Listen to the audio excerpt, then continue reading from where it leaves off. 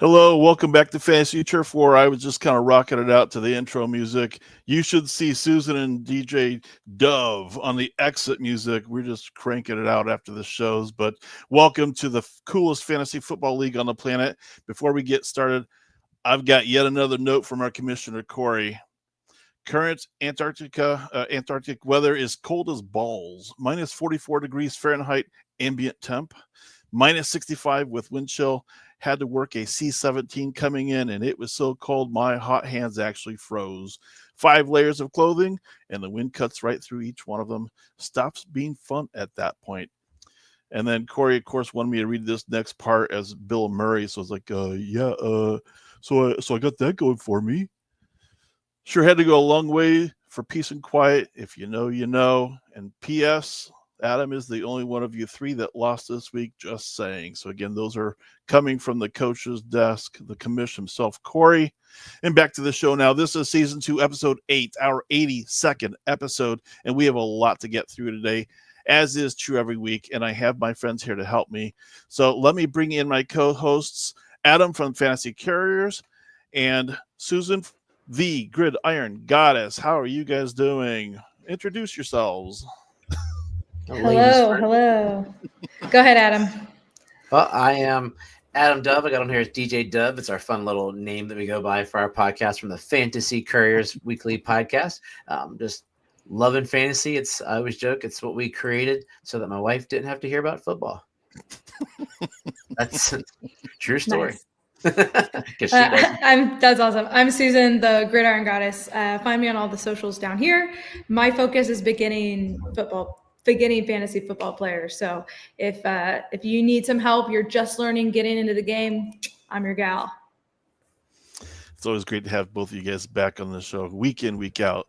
And so for our friends listening live on this program or watching later this week, make sure you stay tuned to the end of this show to find out who won last week's trivia contest and also your chance to enter this week's contest. So, Adam, are you worried about keeping that belt with your loss this week?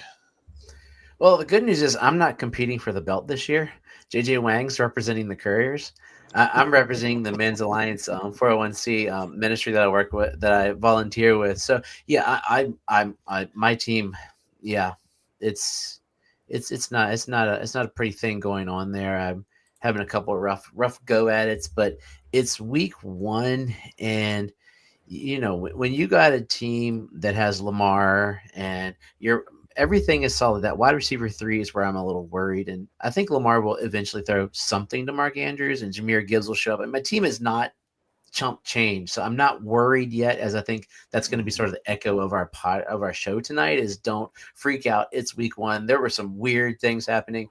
I'll highlight a team later on that just, I don't know how it lost, but I've had a couple of those that just, underperformance is the key, and we'll see what happens after that.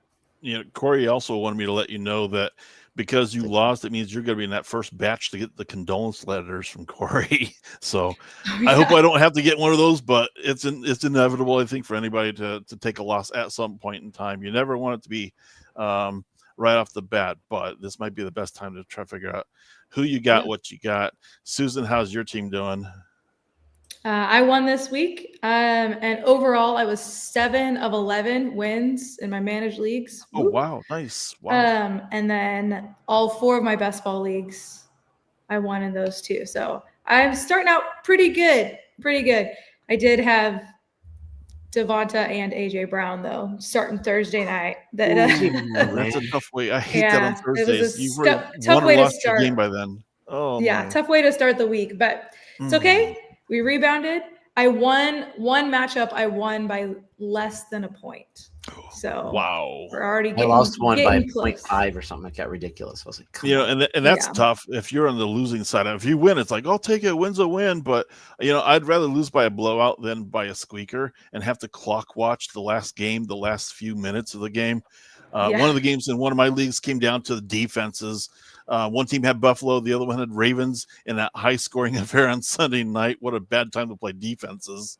Buffalo put up a goose egg, but that late surge scoring by Buffalo in the fourth quarter put the Ravens at -3 points, and the fantasy team lost by 2. one of them was the battle. It was the quarterbacks. I had Lamar, they had Allen. And so that back just, it stung a little, but it's okay. Yeah, that's not a fun way to lose if you're on the losing side of those kinds of things. We'll probably cover a lot of bad beats throughout the season, but anything notable this week for you guys personally in a bad beat or saw something? Studs underperforming. That's been very true. That's guys I should have traded in Dynasty that I wanted to, but apparently no one wanted for the right reason. AJ Brown is a king of that. Like, I'm not an AJ Brown guy, but I got him because of value in leagues. And thanks a lot, dude.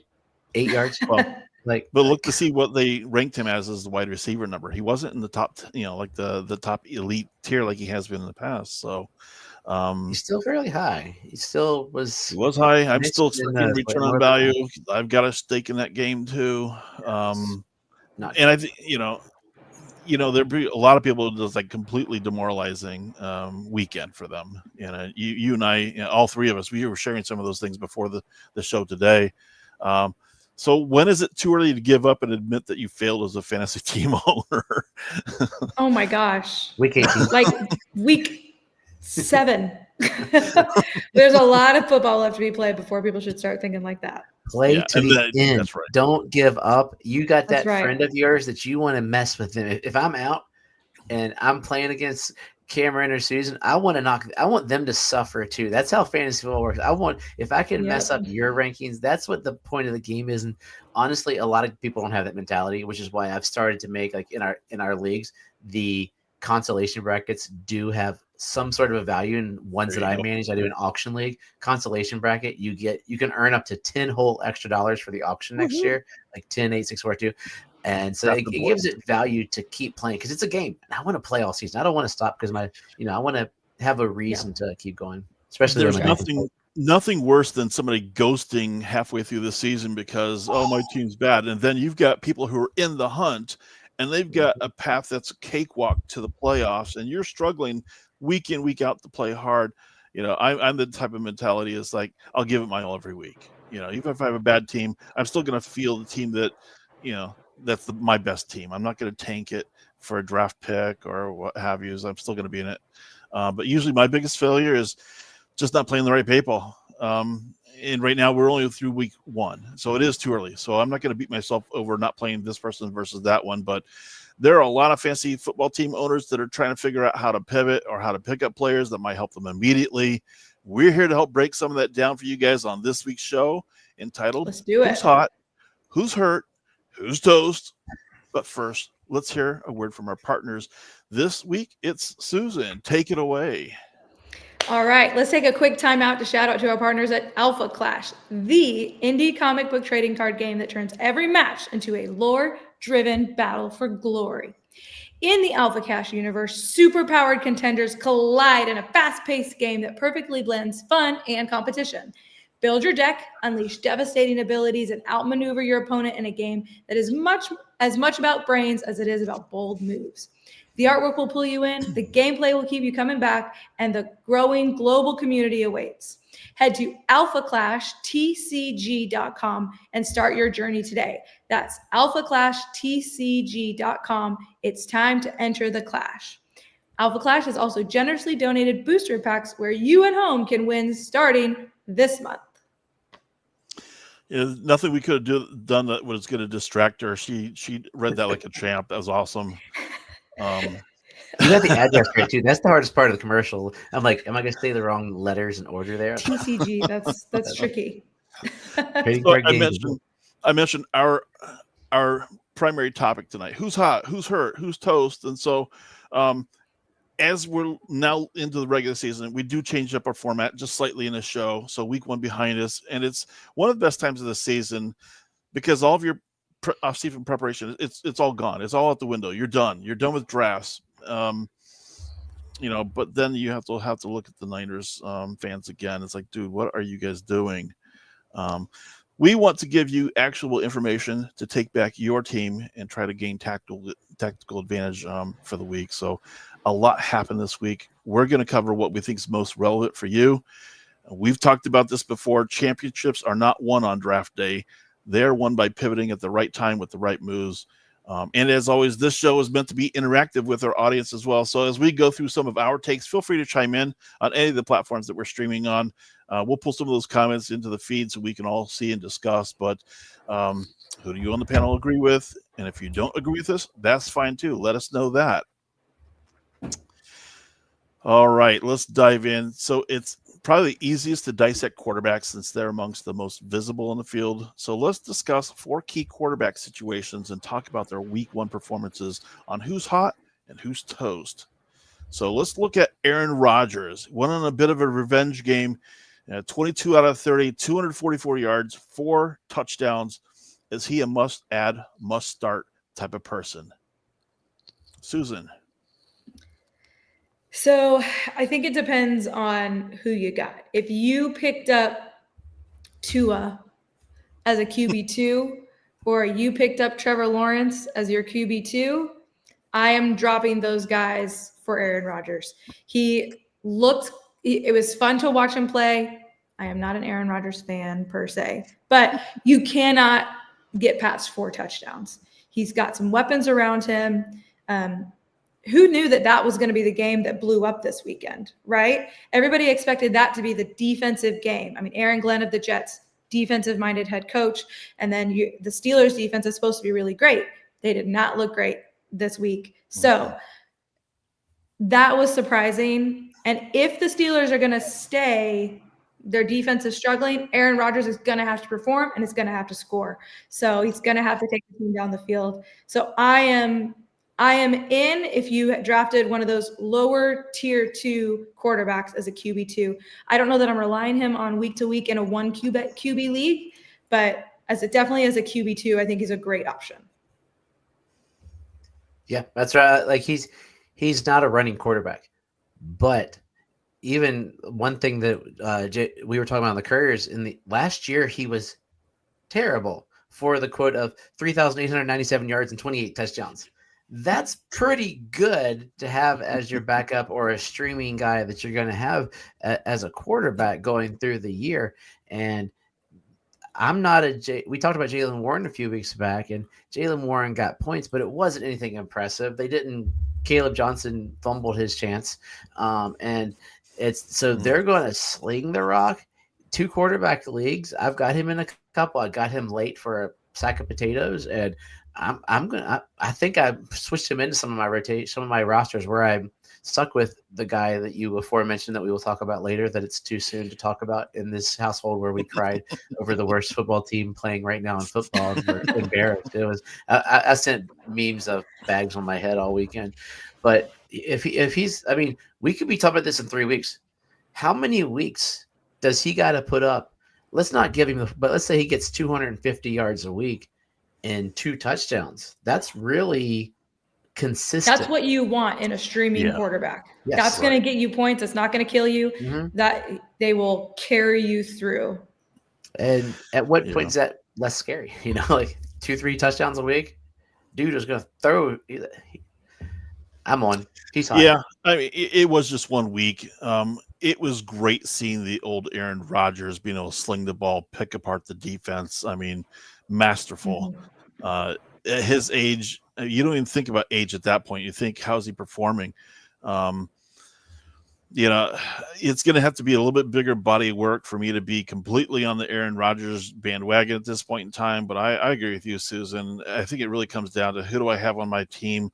I'm not willing to throw away who I picked up as my first quarterback necessarily just to play Aaron Rodgers, because you just don't know. I banked on my QB1 on my roster for a reason, and I'm not willing to abandon that, even though Aaron Rodgers had a phenomenal game. That was awesome to see. All right, let's move on to Russell Wilson. Oh, boy, 17 of 37, 168 yards passing, got sacked a couple times. He did have some yards rushing, but do you think it's rookie time for Dart to show up, or is Russell Wilson just going through a spell and we just need to work through it? Adam? Russell Wilson's been going through a spell for a little bit since he signed for a lot of money in Denver. The real question the Giants have to ask is, do they want to David Carr their young quarterback? David Carr got. I'm getting them right. Yeah, we always get them mixed up on our show. Yeah, David, the old Houston Texans guy. When he got drafted number 1 overall, he just got obliterated. It was close to the record for sacks that season. It just wrecked his career. So do the Giants want to just continue to let Wilson get abused, knowing that they might not get far? I mean, they're going to play his dart this year. But what damage can be done by putting him in and just letting his confidence get blown? Not because he's not a good player, but because the line is terrible. I mean, Russell Wilson is arguably on that borderline of Hall of Fame. Probably that early part of his early career probably gets him there. Problem is, this last stinker of his career he needs that second resurgence to really give that Kurt Warner stamp of approval kind of deal. But I don't. That it's a worry they're going to put him in because it's the newfangled NFL. I'd still want to hold him and evaluate where the line is going because nobody really looks that great there. Tracy's got the Giants just look bad, so they do. Do you want to break it? I heard a report. I don't remember where it came from, but that head coach went to ownership and said, "We can't have Russell Wilson keep playing," and he asked to put Dart in and was told no. Wow. Which personally, if I am them, I agree with that decision. He, like Adam said, you can't have him behind that line just to have his confidence totally blown because he can't be protected. So if they need to make a change, put Jameis in. Let him ball it out. He'll get targets to neighbors. It'll be great for fantasy football. But because they listed Dart as the QB2, there's going to be weirdness there. But I agree. Russ needs to go. They need to put Jameis in, let Jackson sit and keep watching and not have his confidence totally shattered. Yeah, Washington Wilson need to retire? Wilson needs to retire. Yeah, Fun fact, that guy's house was where my very first fantasy football draft was. Wow. Really? Back in 1999. Yeah, nobody's going to look good behind that offensive line. And Washington, I thought, should have just put those guys away last week with who Washington has. And it feels like they struggled a little bit with it. So I don't know if that's more of an indictment on Washington's offense, which I hope not. But for whatever reason, New York. I think the Giants' defense is good. The Giants' defense is good. Defense is not going to last forever, though. I mean, defense is going to keep you in some of the games, but you can't keep going back to the well week in, week out if you're not being able to put your offense on the right side of the time. So right now, I don't know when the right time would be to put in Jackson Dart. I think there's too much going on right now, I think, to be able to answer the question. I know what Dallas did back in the days with Aikman. They let him just get abused that first year. Yeah. So at some point in time, you need to just let the new kid play, let him learn the hard way sometimes. But if you do, beware, you could completely demoralize them and throw away what your potential future is. So there's got to be that right balance in there somewhere, but not pretty with New York on Sunday for sure. Tua, oh my gosh, 14 to 23, 114 yards passing. That's it. 2 interceptions, lost fumble. Most of the leagues that I saw didn't even draft him. Where is this heading, Susan? Down the toilet. Sorry. Yeah. I mean, I think that head coach McDaniels is playing for his job this season. Does he make it through the season? I don't think so. Last year they relied on their star playmakers who this season are beat up. Tyreek's older. Waddle goes in and out every single game, getting injured. It happened again this first week. He went to the tent, came back, was playing. They just aren't a cohesive unit, and you can tell.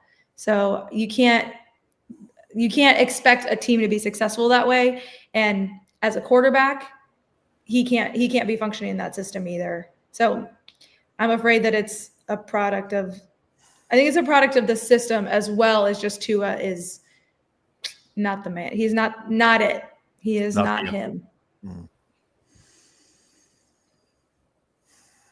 Shaking your head, Adam. I know. It was a long Sunday. Oh, mercy. I lived through the 1-15 year the other year, and I was rooting for 0-16, so we'd have 2 perfect teams. And then the Ravens gave us and then there was tank for Tua. And then, a week ago, it was like, hey, tank for Manning. And then Manning didn't look that great. Tua, yeah. There's a funny one from that. Was that you or is that I think Cory? It was Cory. Yeah. That was Cory. Tua turned the ball over. It was a rough. Like, it was miserable to watch. There was no confidence. I mean, no. I don't want to throw in the towel as a fan, but that was embarrassing. It was terrible. It's the play calling. McDaniels did so good the first year or two, and then the play calling got really lazy. Just watch, because I watched probably more of them than any team in the NFL. So I watched all games because I'm a fan. And it just seems like he wants to do a quick basically screen pass to Tyreek and let him run. A quick little slant. It's the same 3 plays over and over again. And if nothing changes, if they got to go in and figure something out. But it's not looking good. Tua, I like him as a person. He's luckily not diving with his head first. That's my biggest concern, because you want to talk about just watching some terrible games. Like, is his head, not joking, not pun intended, but is his head not in the game because he knows if I get hit in the head one more time? Like, Olave got knocked down, and then he immediately went to the sideline during this game. Like, are they both in their head to the point knowing, hey, this is it. Next time I'm toast. Or is there something else systematically working? Because I thought they'd figure some out, but it's been a rough adulthood. Just let me say that as a Dolphins fan. I had a choice of watching 2 different games, either the Dolphins game or the Tampa game, and it's like, I'm not sure I could watch Dolphins anymore. It's like, no, couldn't happen. And it's just a team that's in disarray right now, and it's definitely as part of it's quarterback, but a lot of it is the coach as well. A couple of years ago, the coach sounded like he was revolutionary. He sounded like he knew exactly what he was doing. He was brilliant, and the results were there. But now we see a lot of adversity, and I think the real test of any coach is how do you deal with that, and can you find the right way to put it back together? But right now, I have to go. It's on the toast side of this one. Give them a high school schedule next year. Put a fork in it. You hate to say that Miami's already done this early in the season, but unless they can turn this thing around, it just feels like they're done. They're the worst team in football. As far I had all the games going around. It was, I don't know why I kept watching it. Well, it's kind of funny because the next quarterback we've got was on the other side of the field this past weekend, Daniel Jones. Who saw this coming? It's 22 of 29, 272 yards passing, a touchdown. Yeah, a sack, but he also carried the ball 7 times and scored 2 touchdowns. Has he returned to fantasy relevance? If you watch the Fantasy Couriers bold prediction show, there was somebody who said that they believe the Colts are a sneaky team to get into the playoffs this year because of Daniel Jones. Like, Anthony Richardson, I've always thought was not going to pan out based upon just what he didn't do in college, which was play. And Daniel Jones comes into a system with, a stud running back. His receivers are pretty good. Pittman's a good receiver. Downs is a good upcoming receiver. We forget about Pierce. And he's got the rookie. Like, the game started with him peppering the snot out of Tyler Warren. Daniel Jones is in a great situation. That defense is good.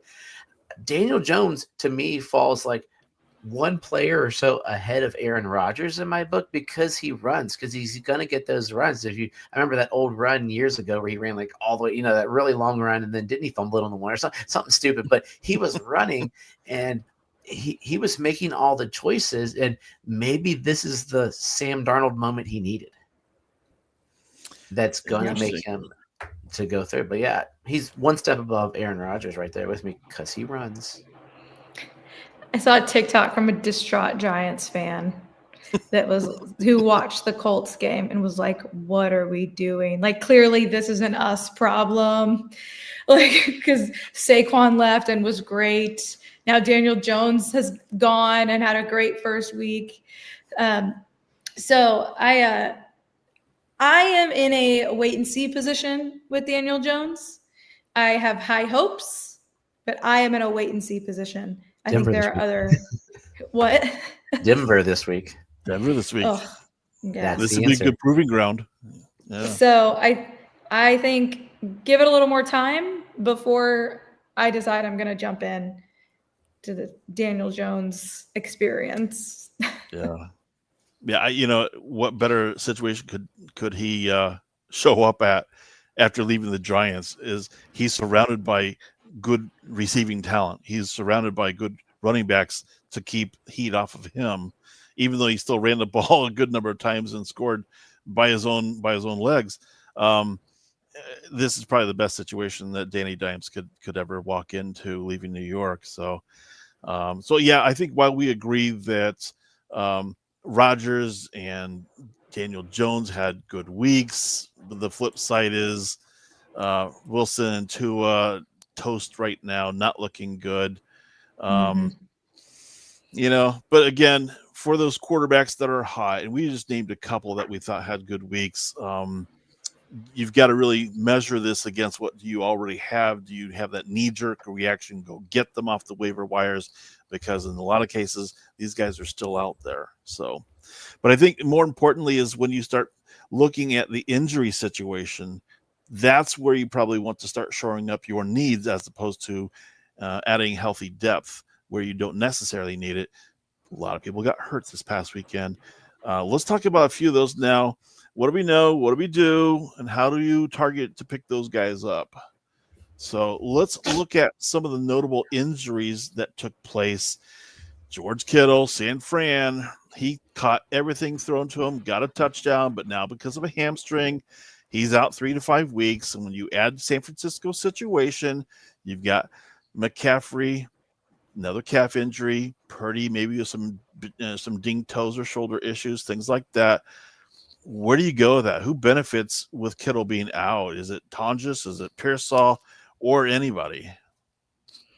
So I think Pearsall is about to get his chance to prove it.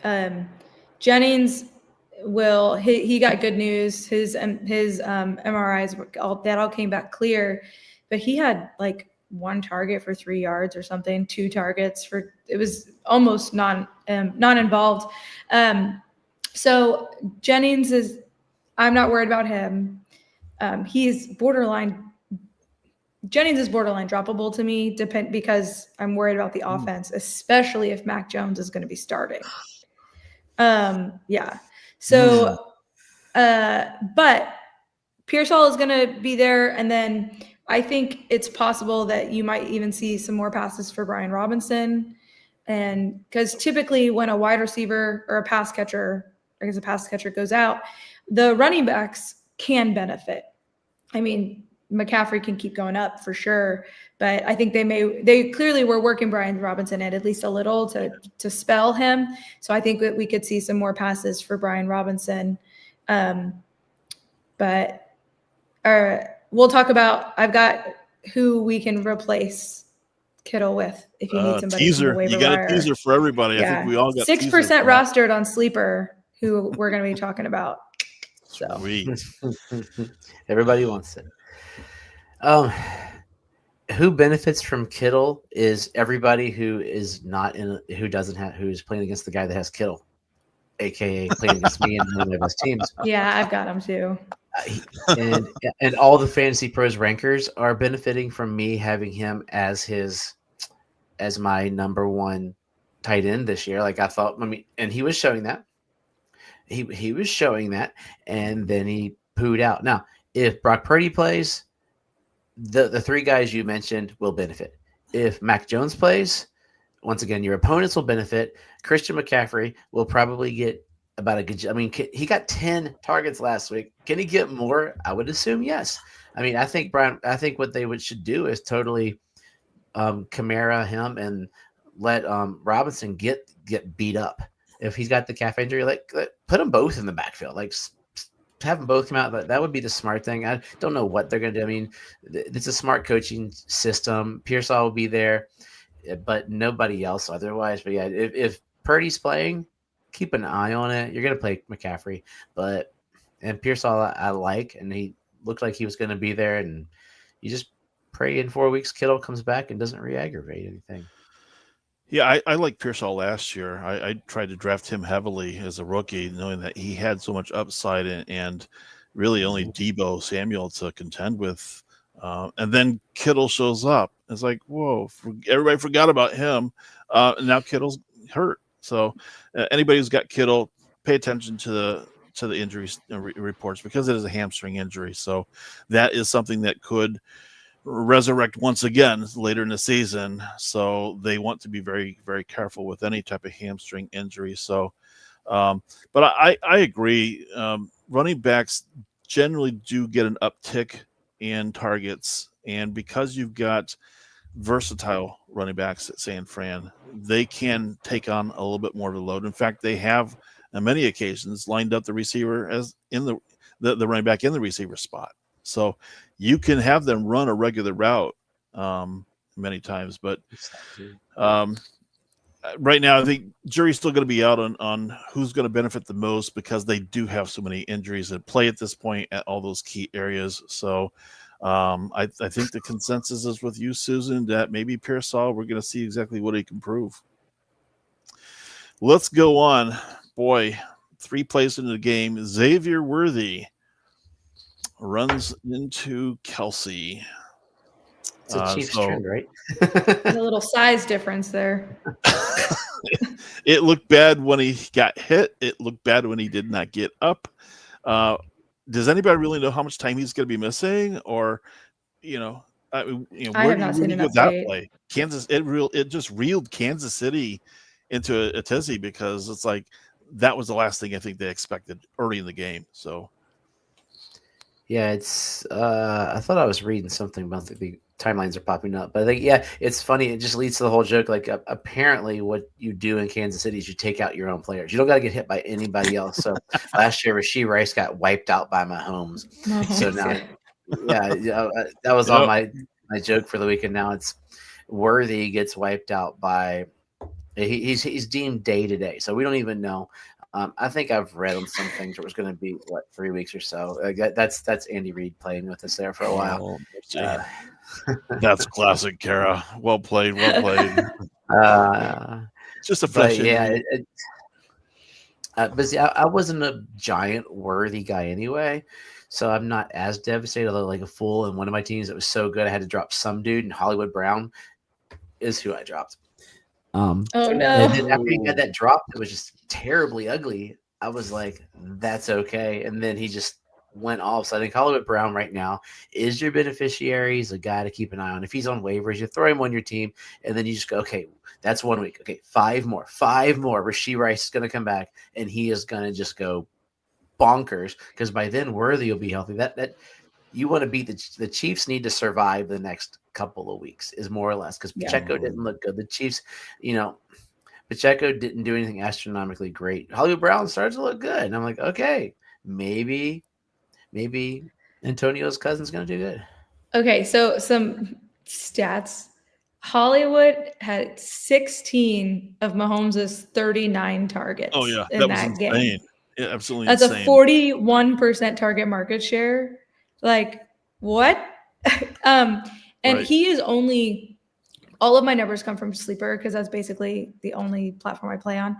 31% rostered. Hollywood is he's only 31% rostered in Sleeper. So he is out there for leagues for you to grab. The only thing that I would say about grabbing Hollywood as a replacement for Worthy for you is he is going to be a rental.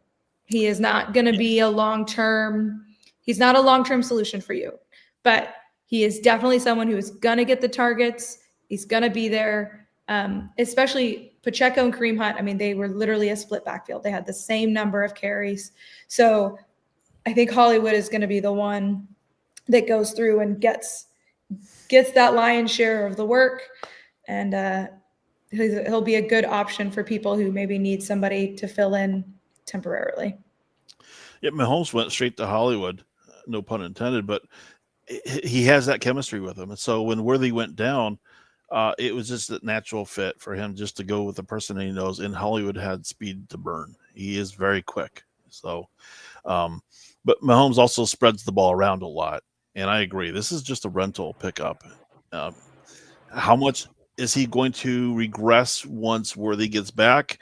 And then once Rashee Rice gets back, you can just see the writing on the wall. This is short term unless he really does this week in, week out, and then they can't really take him out of the rotation as easily. But I would still expect a lower tick on catches and targets as the season progresses. So, but I was blown away by the number of the number of balls thrown his way this past weekend. That was crazy. All right, let's go on to another one. Drake London, shoulder sprain, probably short term. According to the reports, they're talking day to day, but you just don't know how that plays itself out. They're never going to tip their hand on what they've got. So is this one me? I think. Sorry, I was reading Drake London article. Oh, that's okay. So my biggest thing is, he is day to day. It's an AC joint sprain. I think his MRI also came back clear. They were worried about something more serious. Day to day. The person if he misses time, the person who is going to benefit the most, if he comes back, will be Darnell Mooney. We haven't seen him yet. People have forgotten that he's on this roster because he was injured himself. He didn't play this week. If he is back, he is going to do very well. At the end of the season, last season, he was a really great number 2 opposite London. And Penix showed that he could handle some stuff, that he did all right behind center Penix this week. So I think that just be on the lookout for Darnell Mooney. If not, you're looking at Kyle Pitts. It was good to see him catching some balls this past weekend for a change, right? So if Mooney's there, it'll be Mooney. But if not, you're looking at Kyle Pitts, and maybe Tyler Algier gets a little more passing work.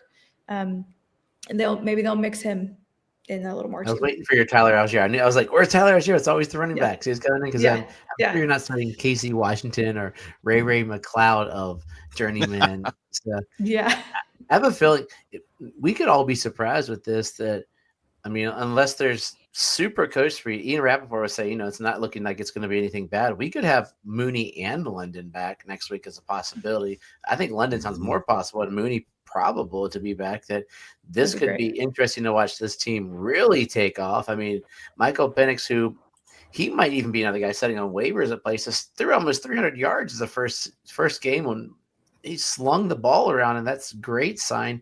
Even with Robinson having a pretty good fantasy week for us. So, Kyle Pitts still didn't look great when he was slinging the ball there. What do you have, 50? I don't have him. He's like 50 some odd yards. But I can pull it up. I almost had him there, but he's still just the disappointment of all disappointments with his 59 yards. He had 8 targets. So, but you can't complain. He was not getting targets like that in the last several seasons, it feels like. Yeah, he looks so big. He's like perennial disappointment. Yeah. Yes. Talk about a disappointment. Will Shipley, Philadelphia running back.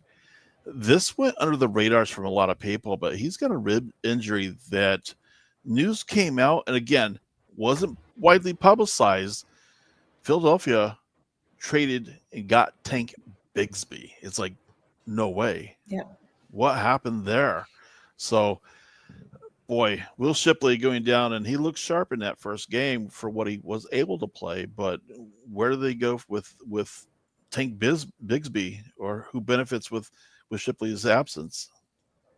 Well, it's the initial stuff, and it was that Bigsby, because he's more versatile than Shipley, is why they got him to fill in some of this hole, because it sounds like they're going to use Bigsby for like kickoff returns and punt returns and some of this stuff. The Eagles, they won. That's about all I can say about that team. And Jalen Hurts ran for some touchdowns. But my boy Rich here, he's a diehard Eagles fan. All of his teams are named after the Eagles, and I was going to see if he was asking, but wow. They were flat, and they can't. I knew that it was going to be tougher. And I don't think Tank's going to be that big of a difference, because Saquon did look like he's got to get his wheels going. I think he's going to be okay. He's not going to be last year's Saquon. The passing game can't be worse. That's the good thing. Dallas Goedert could be worse, but they could throw to other people. Maybe Dallas's defense isn't as terrible as we thought it was going to be without Parsons. So maybe that's a thing that we'll see. But we were going through the Philadelphia schedule. I don't have it pulled up now. Talk about it could be the toughest schedule I have seen in modern NFL history. It's murderer's row for this season. So Eagles players might be fantasy redraft tradable guys. You're looking at trade them on names and get some value because this season they did so good that they got rewarded with just this gruesome schedule at all. But what really benefits out of all this is those of us that snuck Travis Etienne towards the later part of the draft and didn't play him this week. But dude, my buddy at work was like, "Oh, it's Toot," and I'm like, no, "Etienne looks really good. Etienne is good. He had a bad last year, and maybe he's gonna be back up there. We'll be talking about him at some point." I think Tootin's probably gonna be more of that stash, but Etienne right now, it's his to lose at this moment. So, any takes on Will Shipley, Susan? No, Adam basically said everything. Just that also, except that the Eagles also paid quite a bit. Yeah, I was surprised. I didn't see the numbers. I was at work when it popped up. It was a 5th and a 6th. Yep.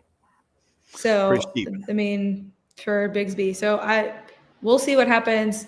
Hopefully, I do think that this is mostly they're going to use him in other places, and then when Shipley comes back from hopefully what's a short-term injury, they'll just shift him into be that player to get them what they want on kickoffs. So we'll see. Yeah, a little surprised about the trade news, but it makes sense now. But I think really the bigger story for the Eagles right now is where's the passing game, and you've got Kansas City next on schedule, so that's not going to be an easy game. Kansas City's got a little bit of payback for being embarrassed in a Super Bowl. So. Yeah. So but they got no one they're playing either. So right. Yeah. So based on who we've talked about, who's toast and who's hurt, there are several options to consider after week 1. I think the difficulty comes down to determining who's worthy of picking up or who is just a week 1 flash. So you at home, your situation is probably going to dictate who or if you should even pick up some of these players. But there are a lot of options out there where people haven't been drafted. Maybe they're even less than 50% rostered, maybe even less than 25% rostered. So there are a few names we're going to toss out there, and I'm sure you've got more at home yourselves. Add those to the chat if you'd like. So, Susan, who would you pick up on the waiver wire and why?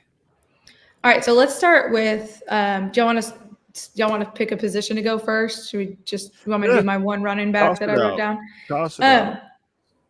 So I think the running back position is not a great waiver wire for running backs. There's one guy for me personally that I'm willing to spend some fab money on, which, by the way, we can talk about what fab is here a little bit in the end. But Dylan Sampson on the Browns is who I'm going to be targeting on the waiver wire if I need somebody. He had 8 targets and caught all 8 of them. Adam mentioned that I was talking about in a video I posted earlier on my account that Joe Flacco had 45 pass attempts. And if he stays the starter, it is going to stay that way. So Sampson is going to be getting the ball. The question is, what happens when Judkins come back? Does Judkins just replace Ford, who looked not great, and he's going to be the plotter, the short yardage, first, second down guy, and Sampson's going to stay in his role as the pass catcher, then he is going to be a viable weekly flex play for you. So Dylan Sampson is who I would be willing to pick up this week in the running back room. No, that's 100%. Yeah, I like that. I think anybody who's been watching the Judkins situation is like, they're just not sure where anything's going to happen or when anything's going to happen. And for right now, I agree. Sampson would be a person you could easily take on your roster at this point in time. The only other guy would be Tootin. We mentioned earlier just a stash there. Might be a guy to throw in for a stash, but waiver wires are thin on running back because everybody knows you draft 80 of them because 40 of them are going to get hurt. But Sampson looks spectacular, and I think I do believe based upon that performance, he does it again, he's going to get the pass catching role. And in PPR leagues, super valuable. Half-point PPR leagues, a little less valuable, but he looked really comfortable in that position. Mm-hmm. Yeah. Susan, I know you've got a lot more people. You're like chomping at the bit to get on your team. I was ready. I'm like, so we already talked about Hollywood. I was going to talk about him in this section, but we talked about him further up north on the show. The other person I want to bring up is, well, I guess there's two, but Kayshon Boutte for the New England Patriots. He was the wide receiver one. He got the most targets. He seemed super connected to Drake May. Diggs was there. He looked fine, I guess. It wasn't, but Kayshon Boutte was the number one receiver there, and he popped off. He looked really good. So I am targeting him as my number one pick. Like, if you have one waiver wire priority, that's who I'm going after this week. Nice. Because I think Drake May is going to take that step forward. He looked decent. He looked good. So I'm going after him. That's amazing. To make him as your number one pick and call it like that.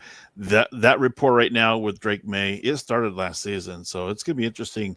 Is this just a 1 week flash, or is this for real? He had the targets. He started his breakout at the end of the season last year, and to pop up this very first game, just continuing, I think it's wheels up from here for them as a duo. Adam, I know you've got some people that you've been circling on your list for this week on the waiver wires. Let's say we hit my circle earlier on Danny Dimes to add him. So I was like, oh, I wrote in my notes, I already did him. And I'm like, oh man. And we're getting ready for a tight end barrage. A guy that I liked going in, he didn't have stellar numbers, so it might be a sneaky ad. He had the targets though, is Cedric Tillman. I'm just going to Cedric Wilson, going back some years. But Cedric Tillman had those few weeks in the middle of last year when he was killing it. He had 81, 99, 75, 3 touchdowns right time. Then he had a couple, but he was getting targets, 12, 9, 11, 8. And that's my static stat I always say about receivers. And he came in this week, had 8 targets to get started on the season. Wasn't I got to stop pulling up so many windows. Well, he didn't have a ton of production per se this week. So he had 52 yards, 5 of 8. But if they're going to sling the rock, Judy drops the ball a lot. Eventually that Judy drop is going to make Flacco mad. And Tillman has the talent to ascend up. So he's a good sneaky ad. Like, he's not a guy that I'm mad and going to start. I have him on a couple of teams, and I'm actually dropping him to pick up some of these guys on a couple of teams, or I'm not, but he's a sneaky ad because of the youth there that you have, especially in dynasty leagues. If he's on your waiver wire for some weird, strange reason, he should be on your team because of the youth and the talent. And 8 targets week 1. It's going to go up as he gets back, because this is his first game back healthy. So as he continues to go, and as the Browns continue to lose, he'll need to I'm kind of rooting for them to win at least 6 or 7 games so that Flacco stays in for fantasy purposes. Well, one of the themes you touched on Sleeper. Sorry. Nice. Tillman, 18% rostered on Sleeper. Yeah, nice. It means he's mostly going to be available in your leagues, so he should be there, right? And I think one of the themes that you touched upon, Adam, was something that I always look at, which is targets. You know, if you go into whatever system you're in and you sort the receiving by the number of targets, that's going to tell you quite a bit in terms of utilization. Now, don't get disillusioned by gameplay, like we were talking about Flacco and the Cleveland Browns. Is he going to be able to sustain 45 pass attempts a week? Maybe. He might have to this year. It's Cleveland. So you have to understand what was the gameplay, what was the utilization there, and then look to see how does that receiver fit in.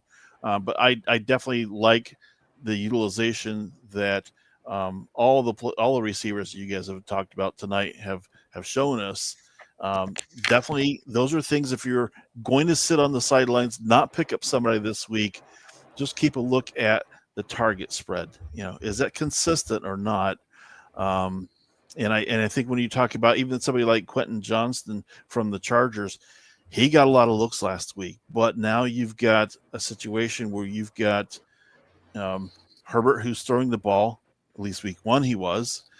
Keenan Allen's back. You also have the other guy there, McConkey. Yeah, Lad McConkey. So is that going to be sustainable for the gameplay? And where's that going to go with 3 viable receivers at this point? I do like Quentin Johnson as a potential streamer, but I think it's also a matter of, does he actually fit on my roster or not relative to who else I've got? There are still a lot of wild cards that I think still need to play out there, but I know we didn't want to go without mentioning QJ before we exited the show. Because I don't want him. I told JJ Wang's like, well, he's going there. I said, I call him Old Stonehands. Like he's a big guy, came in. The only knock on him was he couldn't catch. He has one good game, but the problem is, I think that Harbaugh was trying to show how smart he was. So Harbaugh, they're a running team. Harbaugh said, okay, we're a running team. We're going to pass the snot out of the ball. This week, they're going to run. Keenan Allen is his favorite receiver. He came back, slid right back in. McConkey's the young hotness. Johnson's already burnt bridges, but he's going to be he's a guy. My quote was, I will pick him up, but like with Tillman, I don't think I'm going to fool me once. I don't know if I can play him this week as a hot waiver pickup. He's a guy that I'm going to pick up because I don't want to look stupid later if I got spots to put it, but also a guy that I'm going to pick up so that I don't want to look stupid by being able to drop him. So I'm not rushing to throw him in there going, hey, I thought Stephon Diggs was going to be good this year. Boutte apparently takes over for that. But I'm not going to I might still leave Diggs in there because I like Drake May better than the third receiver for the Chargers. Yep. Yeah. As they say, no, if you don't take any shots, you can't win. Speaking of it. Oh, boy. You little trash from last week's show. I think that the defense was prepared for Ladd and that Harbaugh's going to get some stuff ready. Huge. I agree with Adam. Picking up Quentin Johnson just in case. Personally, I feel like that was more of a fluke. So I expect those targets that went to QJ to eventually come back to McConkey. And Keelan. Yeah. I agree. I have no room on my roster for Quentin. I think right now he would be still third on my depth chart for the receivers. That's not going to go very far if Harbaugh decides he's going to fool you again by going back to the run game when you least expect it, knowing that Herbert can throw, and he can throw. So there are a trio of tight ends we do want to talk about, because with all the talk of my tight ends underperforming, he's injured. Even Evan Ingram went down with a calf injury, concerning for a lot of people who picked up him, right? I know your man. I was on the bandwagon too. I'm still hopeful, but again, we've seen it before. So I know there are 3 tight ends we want to offer up to the group out here. Let's talk about these guys. So Susan, lead us I'm going to go first because mine is more of a wait and see. It's a pick him up, but be prepared for production to be a little lower. Mine is Brenton Strange on the Jacksonville Jaguars. He only had 4 targets, but what we saw kind of matched the hype that was going on through the preseason. Those 4 targets were very valuable. So if you have the space to just throw them on the end of your bench, great. We need Trevor Lawrence to kind of pick it up a little, but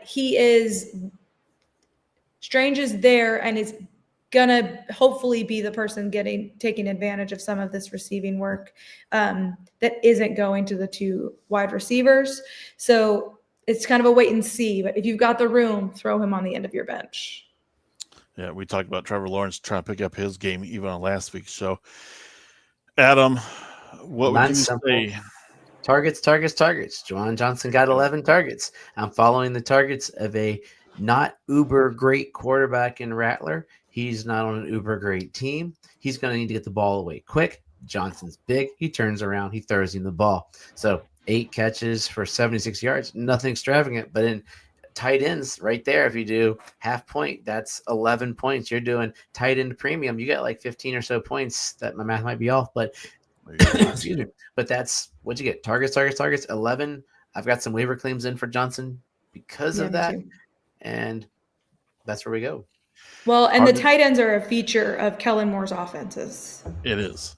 Yeah, that's a great point. When Kellen Moore was in Dallas, Ferguson was a really great tight end option. You look at his season with the Eagles, Goddard was great for you. Even Grant Calcaterra at some weeks was a fine option for you for the Eagles when Kellen Moore was there. So we're just going to transfer that right to the Saints and make him a pickup option. Absolutely. And the tight end that I would throw out to the group here is somebody I would never have even known who he was. So that's also one of the reasons why I'm bringing it to you guys. There's a kid by the name of Harold Fannin from Cleveland. Mm-hmm. And if you can believe it, he had the highest targets from Cleveland this past weekend with 9. He had fourth most snap counts on the team. So 55 snap counts. And it wasn't just lining up as a tight end. He lined up 29 times as the tight end spot, but 23 from the slot. And they even lined him up in the backfield. So that, to me, that tells me opportunity. And it goes back to, if you think that Flacco's going to have to throw a lot, this might be a kid you might want to circle on your list. Now, if he has another good game like this, don't count on him being around the following week. So, again, take your shots at opportunities when you can. Right now, he is only 3% rostered. I'd never even heard of him before. He was never on my ranking boards at all before the season started. He's on my radar now. And they do have a very soft schedule through week 12. So that also plays well for anybody who's looking for a tight end that need to get by with any of these things going on right now. So, again, sorry. Go ahead, please. If I'm the Njoku manager, I'm picking up Fannin. Yeah. If I'm not the Njoku answer, I'm still picking him up. Fannin, I don't know how he slipped so far down, but he was the best tight end in college football last year. 50 for Bowling Green. 15. I didn't know that. I pulled up the step. I knew he was the highest in the nation for them, but it was Bowling Green, so no one paid attention. But 55 yards. So tight ends in college don't do diddly squat. He had 117 receptions, 1,555 yards, 10 touchdowns, and that's in college where they don't generally tight ends. A couple occasionally. You look and you see what they could be in their college years, but I didn't see it coming. He was ranked only because I do a lot of dynasty. If you're dynasty, you look at the tight ends and you're like, okay, this is a guy I might stash for years down the road. I wouldn't have guessed him to pop now, but I'd rather have him than Njoku, to be honest, because Njoku's right. That's what I'm saying. If I'm the Njoku owner, I'm definitely spending some fab to pick him up off the waiver wire. Yeah, and then or burning my number one priority. And anybody who's picked up anybody who is in that middle tier, like lower tier, second tier tight ends, even Ingram, I'm now questioning: do I toss Ingram over and pick up Fannin? This is going to be an interesting decision for me tonight, knowing that waiver wire picks are due here shortly. Yeah. Oh wow, well done, Jennifer. Picked him up in a few rookie drafts. Well. All right. So that's a good wrap on the injury updates and waiver maneuvers there. We do have a new segment to the show. It's actually something we're borrowing from our friends at Tank Talk, and they are using our they're start and sit coins over there. So if you're not sure what a start and sit coin is, go check out Fantasy Turf War website, but also go out and check out the Tank Talk podcast, as they're using our interesting start and sit coin. So the premise here is that every week you've got a couple of players you need to pick between, and you're just not sure which one to choose. Save you the pressure. Use our start and sit coins. It's featuring a character called Little Jimmy. I know I'm going to call him Little Johnny at some point in time. Adam's showing it on the screen now.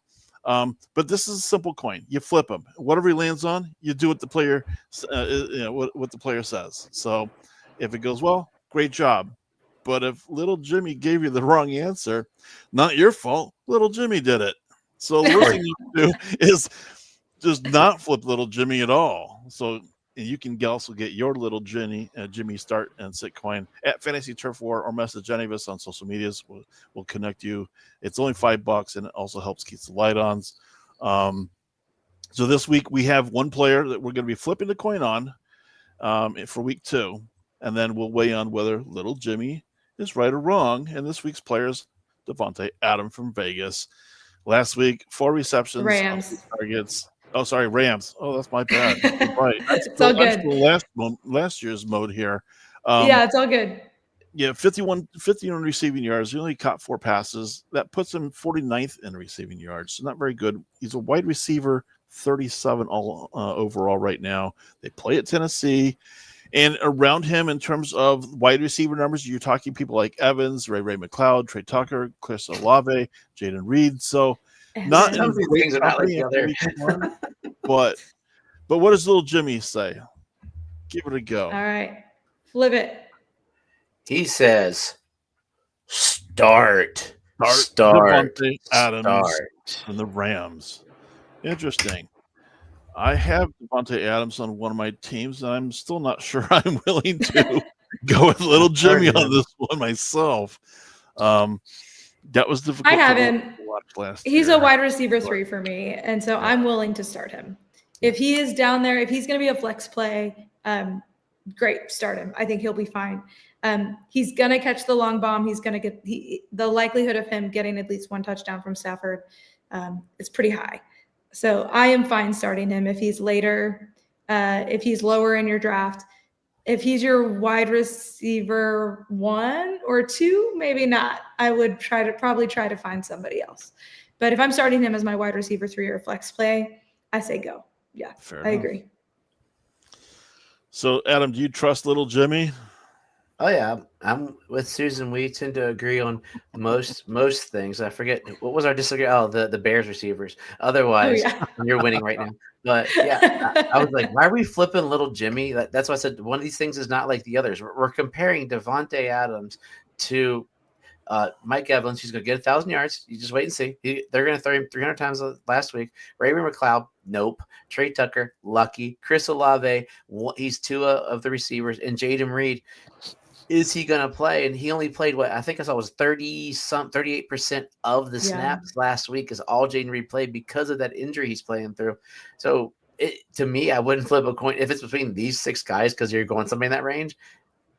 It'd be Evans or Adams, and to me, those guys probably will get comparable stats. So yeah, Jimmy's speaking truth here. Yep. Yeah, fortunately, I'm deep enough. I don't have to worry about little Jimmy directing my fate with Davante Adams this week. But for anybody out there, if you're on the cusp and you're just not sure, there's no harm in blaming little Jimmy because he knows not what he does. He's So we've seen a lot in the chat rooms here. We appreciate you guys listening to our perspectives and opinions. And I always tell somebody about anything we share on this show. Yeah, do your own research, form your own opinions. Don't just take our word for it.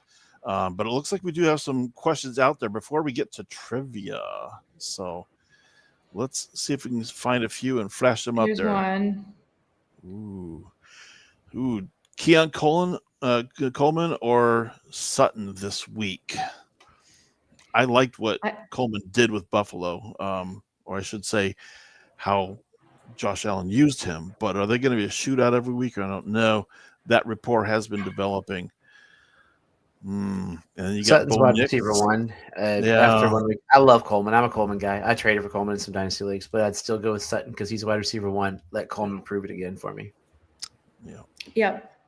Like that. I like that. If you have the ability to stash, and you haven't picked up one of those guys, do it now because I guarantee most leagues have those guys already rostered on their team. I have seen some that don't have Coleman yet. Wink, wink. All right. What do we have out here? From Twitch. Twitch. What's a good running back I can trade for with Ricky Pearsall? Hey, if you're still here, when you say trade for, I thought it was trade for to get Ricky. Get Ricky Pearsall. If you're here, can you clarify? Personally, I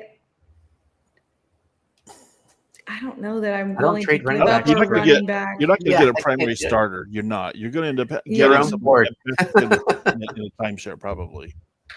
It's like an extreme timeshare. So because it's running backs are so valuable that you could get you could pick up. I would be more comfortable keeping a running back and then picking up I agree. old stone hands off the waiver wire and having him versus Purcell, who's a good receiver. I like him, but I just don't. Running backs are just so valuable, and it's just hard. Yes, I don't know that I would be willing to. Yeah, this year in an uncanny way, I agree. It's like you should lower your expectation on what you can fetch. Even though it's Pearsall, yes, he's got upside, but I think there are too many questions, even with San Francisco, to make me to jump on something like that and give up very much in order to get him. Wilson needs to retire. We saw that earlier in the show. AJ needs more targets for the Eagles. Absolutely agree with that. Here's one about Genty. You ready for the Genty one?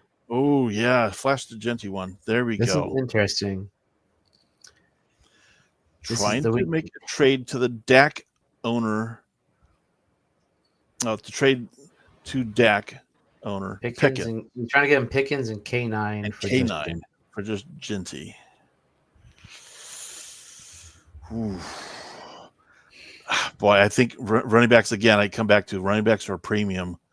You might have to offer up a lot more to get GNT. He's too high. Too highly rated. Okay, I'm going to tell on myself. Who's K9? Good, I don't feel stupid. Millie Mills, are you in here? Who do you mean? Kenneth Walker III. Oh. Yeah, you won't get him. You won't get him for Kenneth Walker III. No, not with what happened with the split with not with the split Charbonnet. Yeah. I mean, if they're a Dallas homer and the Dak owner, maybe be because Genty's week was a little down. I mean, you can always try it. If I was the Genty owner, I am not doing that deal. He was probably at least either your number 1 round pick or your number round 2 pick. So he fell in there. So if I am if I'm not the owner of I am the owner of Giante, and I probably spent my either first or second pick on him, I'm not likely to give him up so quickly this early in the season either. 1 week, one is just behind you at this point in time, but the upside I think is still high in Giante. It'd probably take a lot to bring me off the fence on that one. But I think a lot of it does depend on what are your needs. If you have significant needs and you're willing to give up a marquee player in order to fill a lot of gaps, that's one thing. But I think it would still take quite a bit. Yeah.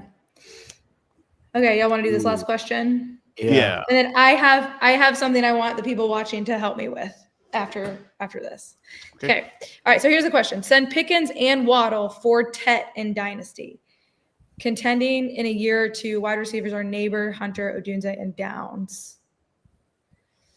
I don't think it increases the team that much because I think Pickens, he has the opportunity to be a really good wide receiver 2 with wide receiver 1 potential in Dallas. Mm-hmm. And Waddle, if Hill is gone, before Hill was there, Waddle was a 1,000-yard perennial receiver. So Tet is good, but you're giving away 2 highs. I think you could get more, but I'm not. Tet wasn't my guy this year. He's a good receiver. I got him in the league, and you are also banking on the Carolina passing game versus the Dallas passing game, and Manning throwing to Waddle next year. I do like where the thought process is going, is that maybe it's not about winning this year, but building depth and thinking about what can I do next year. I might sacrifice a year or 2 to get there. But what am I going to have when I come to the table a year or 2 down the road? So I like where the thought process is at, especially in the dynasty leagues. Love the dynasty leagues, but might be difficult to swing that one. I agree. I'm not sure I get the upside there. You did well getting Neighbors. Hunter, I think, is a potential good lock for. And the Bears wide receiver 1, Odunze. Odunze, jury's still out a little bit there. Was not overly impressed with Caleb last. He looked good in the 2-minute when they were running quick. Fantasy wise, he was spectacular. He still put up a ton of fantasy points. Yeah, but That's all that matters to us. Yeah, well, yeah, that's true. That's true. So interesting takes on those things. Appreciate all the feedback and questions from the audience here. So let's get into the trivia piece, something that everybody is probably watching with bated breath. So if you watched Fantasy Turf War live before, you know we've got a weekly contest going on right now. All you need to do is answer correctly. Give us your name, send it to fantasyturf4@gmail.com. You've got till Sunday night to enter. We put in all the correct answers into a drawing, pull out a winner, and we announce it on Tuesday shows, i.e. tonight. And then we'll ask the next question. So it's so simple to get into this. Last week's question, who was the NFL's leading rusher last season? And, of course, the answer was Saquon Barkley. We had 32 entries. The commission put all the correct answers together and randomly selected a winner. And last week's winner was Sharon Mattingly. We're both in leagues with her. She's great. We didn't even tell her the answer. Long-standing supporter of the show. She's been out here quite a bit in the chat rooms over the last several weeks. I don't know if she's here tonight, actually. Yeah, she's not here tonight. No. Figures. But Sharon, you are the first winner of the season, so Cory's going to be reaching out if he hasn't already to get you your package. And now this week's question. Which NFL player set the record for the most fantasy points in a single game, standard scoring? So remember, email your answers as well as your name to fantasyturf4@gmail.com. And may the odds forever be in your favor, as my daughter Carrie would say. So that's going to do it for this week's show. Thank you so much for joining us. If you feel like you got value out of this show, make sure you hit that like button, subscribe, and share the show with everybody you know. Susan, where can people find you? And do you want to shout out anything to anyone? Okay, so real quick before you guys go, Gridiron Goddess Games tournament is running a name contest. Oh, yeah. Like a team name contest. You go. So there you go. I'm going to read 9 names to you. I'll read it a couple times because there's 9 divisions. We should have typed them in the chat. I know. I should have been doing it. Well, it would encourage people to come back and watch the video again. Yeah, there you go. I want you to put in the comments who you think the best name is. Okay, you ready? Here we go. Nakua Matata. I love it. Wham Bam Thank You Lamb. That's awesome, man. These are good. They're all pretty good. Give It To Me, Baby. Imagine Losing to a Girl. Which is funny because it's an all-women's league. We can't laugh though. I've gotten obliterated. I like the poetic justice on that one. I like the spin. Yeah. Bench, Don't Kill My Vibe. Just tick, tick, tick. Yeah. Mayday, MAYE -DAY. Oh, yeah, very clever. Jamaican Psychos. Jamaican Psychos for Jamar Gibbs. Nice. Nice. Kyron Mia River. And Pookaboo. Oh. So this was sweet. if you like one of those, if put in the chat what you think the best one is. Again, Nakua Matata, Wham Bam Thank You Lamb, Give It To Me Baby, Imagine Losing to a Girl, Bench Don't Kill My Vibe, Mayday, Jamaican Psychos, Kyron Mia River, and Pookaboo. So whichever ones you think are best, put them in the chat there. And one vote in. We got stuff out there already. That's awesome. Okay. So when are you going to close out the voting on this? Thursday night I'm going to post it on my socials tomorrow. I'll have an actual poll like in my stories and stuff. But Thursday night at the end of the Thursday night football game. Very good. Is when it'll close. For me, it's got to be one of the first 2. Those were awesome, but there are a lot of clever names out there. Well done, everybody. The last 2 got me because the first 2 I've heard. I love JT. I think it's part of it too. So Carry Me a River and Pookaboo. I don't know if I've heard those 2. So I like Pookaboo because I guess I work with little children. Could be part of it as well. Awesome. So again, Susan, plug your site. Find all my socials down here. we've got tomorrow. I'm going to be explaining exactly what Fab is and how the waiver wire works, just so people know. Probably should have done that today, but I did my waiver wire picks instead. So find the videos tomorrow on TikTok and Instagram. Adam. Now, my turn. Hit me up. FantasyCouriers.com is all the links to everything we have. We're on Facebook, we're on Instagram, but mostly it's just the podcast we put out once a week. It's always called Two Childhood Friends Who Like to Shoot the Breeze.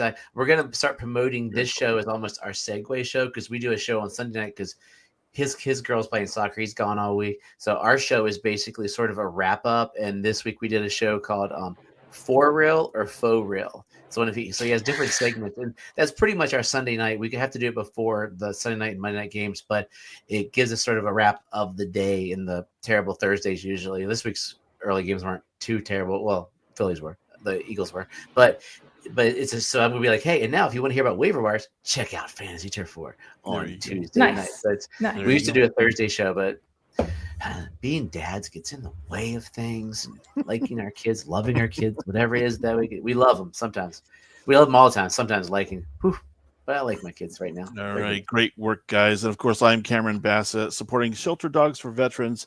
And you can find me here on Fantasy Turf 4 Live every Tuesday.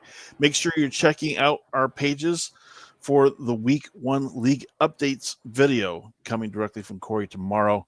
So if you want to see some video from Antarctica, you want to make sure you tuned in on notifications. We got tons more coming out this year. Interviews with businesses and leagues, more contests, merch, giveaways, so much more.